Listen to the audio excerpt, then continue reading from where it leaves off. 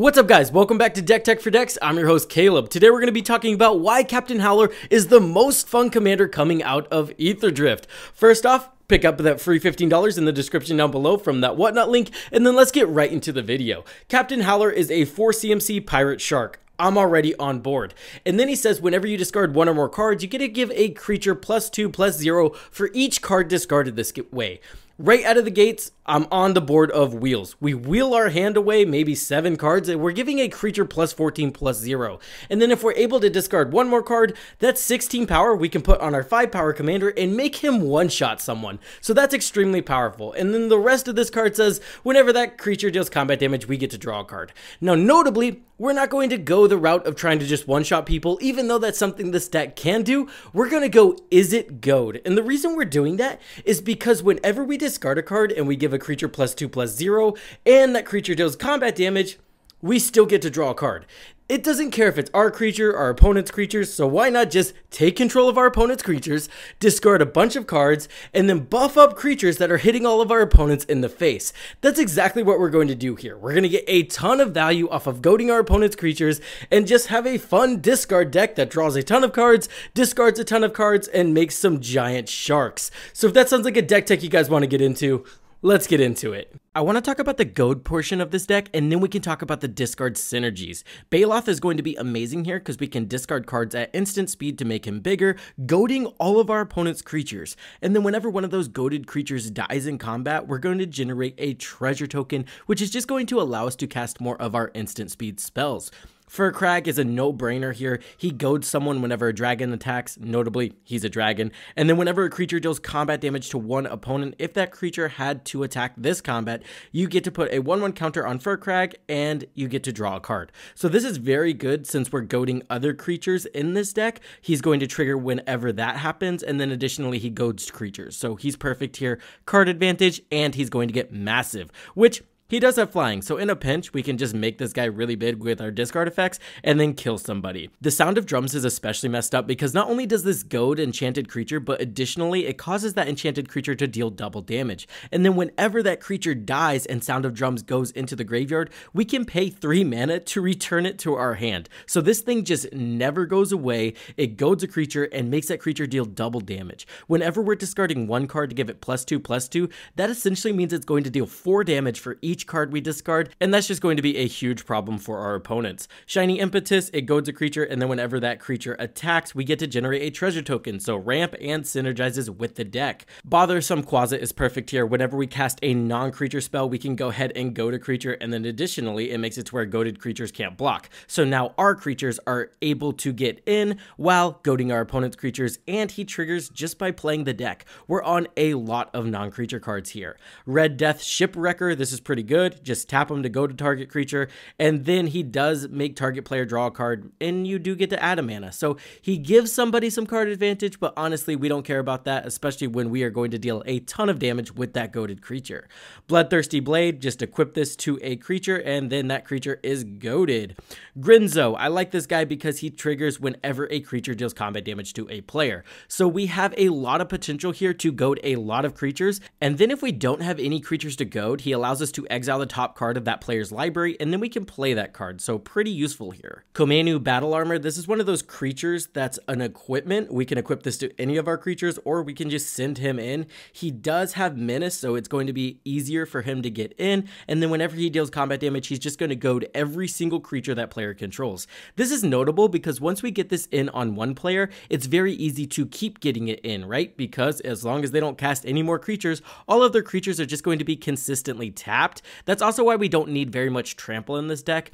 Once we're goading their creatures, it's going to be very difficult for them to block our creatures. One of my favorite cards in this past year is Spectacular Showdown. This is going to put a double strike counter on every creature as long as we overload it, and then it's going to goad every creature as well. So it can be this massive game ender that really causes our opponents to start trading creatures right and left. Agitator Ant is a very greedy card, but I see it consistently working. At the beginning of each of our end steps, each player may put 2 1/1 counters on a creature they control, goad each creature that had a 1/1 counter put on it this way.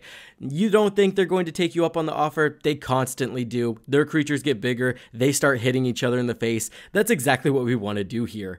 Laser Screwdriver, I like this because not only is it mana ramp, but additionally, in a pinch, we can tap it for 3 to go ahead and goad a creature.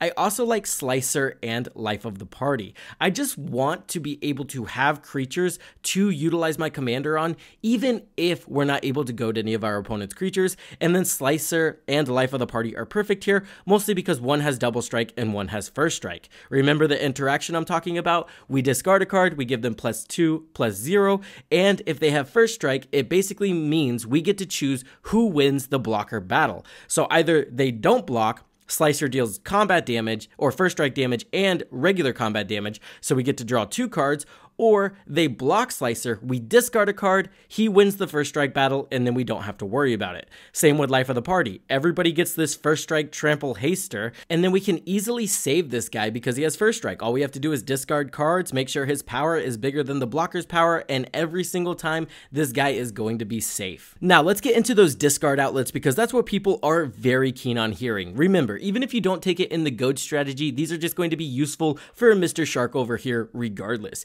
Key to the City is very specific to this strategy, but I think it's one of the best cards in the deck because it gives you the ability to discard a card and then up to 1 target creature can't be blocked this turn. Why is that massive here? Because we are goading our opponent's creatures, forcing them to attack our opponents. Now we can make our opponent's creatures unblockable, ensuring that they always get the combat damage through, which is just pretty funny in my opinion.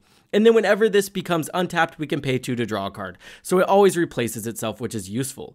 Duelist of the Mind is secretly one of the best cards in the deck for this strategy because Duelist of the Mind's power is equal to the number of cards you've drawn this turn. We don't care about that. It also says whenever you commit a crime, you may draw a card. If you do, discard a card. This ability triggers once each turn. Not only does goad count as committing a crime, but additionally, our commander targeting our opponent's creatures counts as a crime. So not only would this trigger whenever we goad a creature, additionally it triggers whenever we trigger our commander. The downside to this is it only triggers once each turn, so we can't just infinitely trigger our commander. That'd be way too broken, but I still think it's amazing in this strategy. Then we have your obvious wheel cards with Reforge the Soul, Windfall, Jace's Archivist, Wheel of Misfortune. Notably, Wheel of Misfortune is going to be funny here because you're actually going to see people start to have to bid a meaningful amount of life. We're talking about someone taking possibly 20 plus damage, right? So people are going to put life on the line for this card. You're probably not going to get it every time in this deck. Normally I say whenever I include this card in a deck,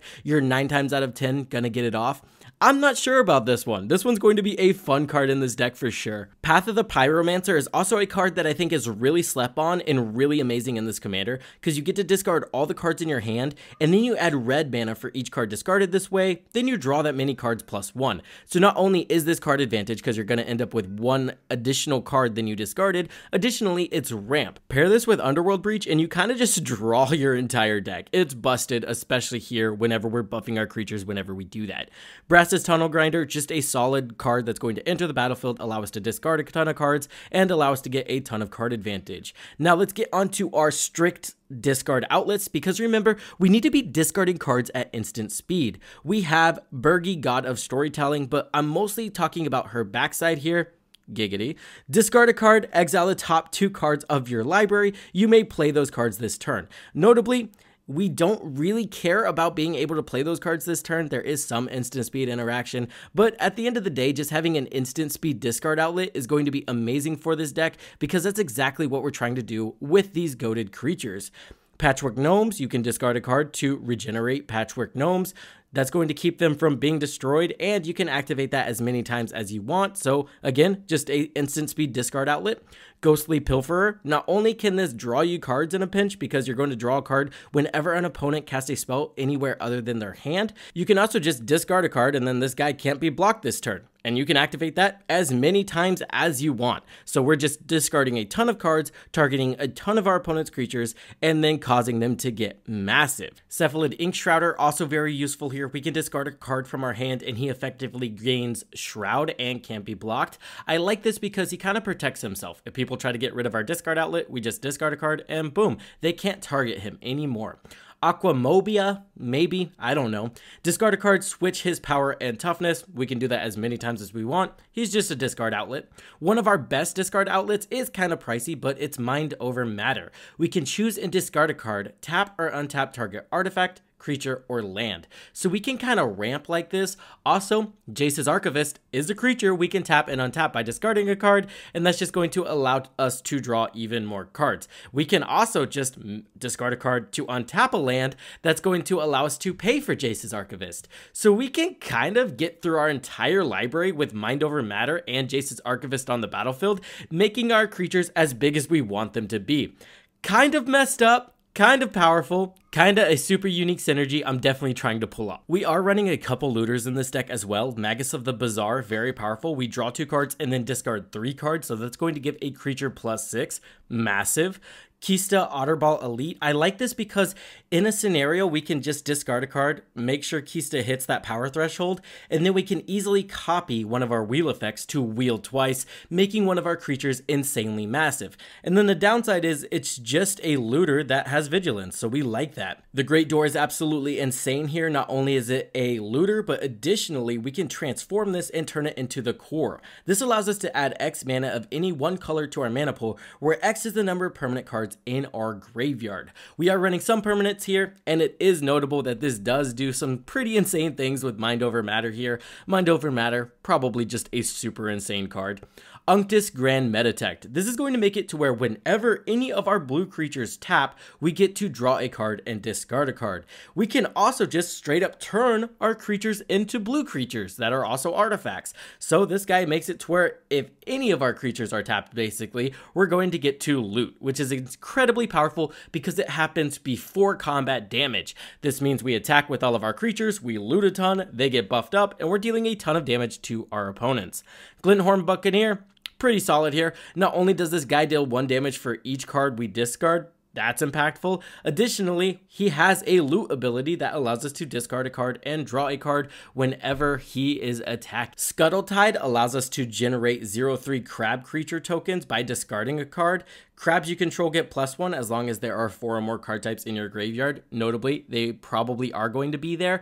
And additionally, we can kind of discard cards using our commander to give these crabs power, allowing them to actually be pretty effective blockers. It's kind of like a deck that uses a lot of pump spells in mono green. You never really want to attack into that player or block that player because you know they can just at any moment discard cards, make their creature big, and kill your creature. So this deck does have some added I don't want to attack that deck because what's going to happen kind of thing on top of the goad effect. So we're pretty safe here. Waterfront Bouncer allows us to discard a card and return target creature to its owner's hand. If that creature's not goaded and we need to get through with our commander, let's just return that creature to their hand. They have to recast it and we get through with our creatures. Stronghold Mechanist.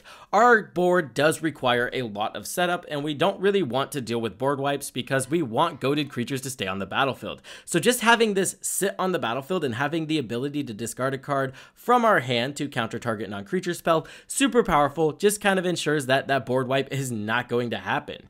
Overlord of the Flood Pits. This is one of those creatures that we can cast. When it enters, we draw 2 cards, discard a card. So this guy is going to instantly, instead of being a 5/3, he's kind of like a 7/3 that hits like a truck. He does have flying. And then additionally, that triggers whenever he attacks as well. So he rifles us through our deck and triggers our commander pretty consistently. Another card that triggers our commander pretty consistently is Artist Talent. Again, we're on a lot of non-creature spells, so just being able to get to draw and discard a card whenever we cast a non-creature spell triggering our commander is pretty powerful. Additionally, it reduces the cost of all of our non-creature spells. Rel the Everwise doesn't really trigger our commander, but we are trying to at least discard 1 card per turn, and then we do get that card back as long as that creature deals combat damage. Rel is going to make it to where we always get it back, because whenever we discard 1 or more cards the first time each turn, we draw that many cards. First of all, insane with wheel effects, and just insane in this deck, allowing us to always be able to draw off of our discard effects, but this does only trigger once per turn.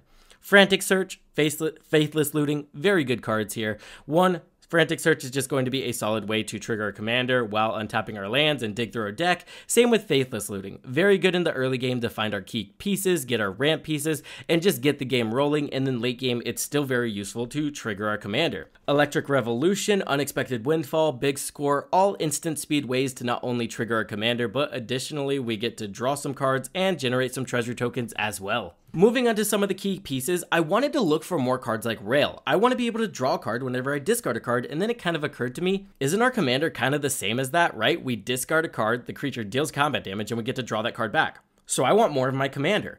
Vial Duplication, Quantum Misalignment, Sakashima, all very good cards here because we just get 2 giant sharks. Not only are we going to double up on the discard effects, so now creatures are getting +4 instead of just +2, we're also doubling up on the card advantage. Discard 1 card, you get a +4 trigger, and then you draw 2 cards. So you're turning it into card advantage into looting, which is very massive here. Another card that I thought was a no-brainer was the Reaver Cleaver and Prosperous Bandit. Now we can discard a ton of cards, make our creature massive, and then generate an insane amount of mana. Sadly, Prosperous Bandit, the treasures enter tapped, but it's still going to be useful, especially with that Offspring ability. We wait, see what they're blocking, buff it up, we're good to go. I also had to include Echoes of Eon in this deck. I understand it's not a discard outlet, but I kind of got to thinking, if we're drawing and discarding an insane amount, it's very easy to discard this card, so it's only costing 3 mana instead of 6, and then we might end up in a scenario where we want to shuffle our entire graveyard back into our library.